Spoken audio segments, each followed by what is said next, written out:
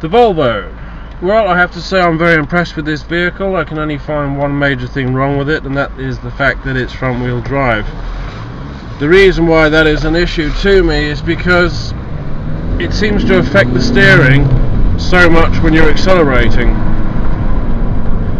As you begin to pull away, if you are making adjustments to the steering wheel, which is obviously going to vary under circumstances, it pulls on the steering and it dictates on the steering.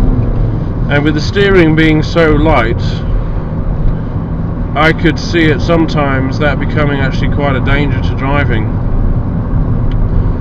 What I'm trying to say basically is, as you accelerate, if you have the wheels turned, the car attempts to straighten them out through the force that is being applied. For example, now I'm now turning left.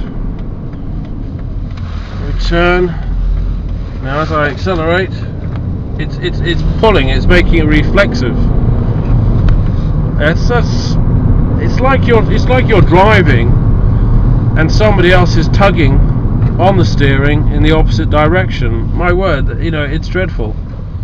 And being such a light steering as well, I think that could catch a couple of people out in certain circumstances. Thinking about buying one of these vehicles, take it for a test drive. You're going to see exactly what I mean. I think it's a bit of an issue. I'm not a fan of front wheel drive, but the reason why I bring that up is because it seems to me the more powerful an engine with front wheel drive, the more you get this reflexive steering, this counter effecting going on, and it's a problem for me. So be aware of that when you take it for a test drive. Now, this is a dry condition, so in the wet conditions, you're going to see other phenomena too, like understeering and the tyres spinning. Remember, the tyre spins, you're going to have to replace it more often.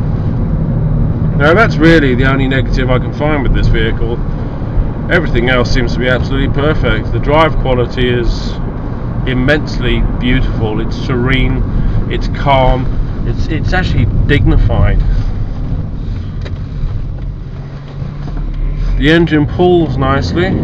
It's not an oversized engine, but it's not undersized too, but it's borderline. It would be nice to have something like a 2.8 in this at least. Now, the car is quite well balanced considering the length of it. It's got a bit of a swerve there, but nothing too serious, not too much of a bounce. The instrument cluster is very easy to read, it's very clear, and there is no obstruction from any of the steering wheel at all. It's probably one of the best layouts I've seen in a while. Center console is a little bit congested, there's a lot of information going on there. Travelling down a motorway at 70 miles an hour, you're not going to be really wanting to sort of decipher everything that's going on there. The side mirrors on this vehicle are enormous. That's always a plus sign in a car. Plenty of vision. And the rear view vision is not that great because a lot of it is obstructed by the headrest in the back. This is quite an annoying attribute to many vehicles. I don't quite see why car manufacturers can't create back seats where the headrests disappear when no one's sitting in them. I mean, at the end of the day, if no one's sitting in the back seat and the headrests are up, surely they could just recline into a cavity or something. The more vision you get, obviously the better it's going to be.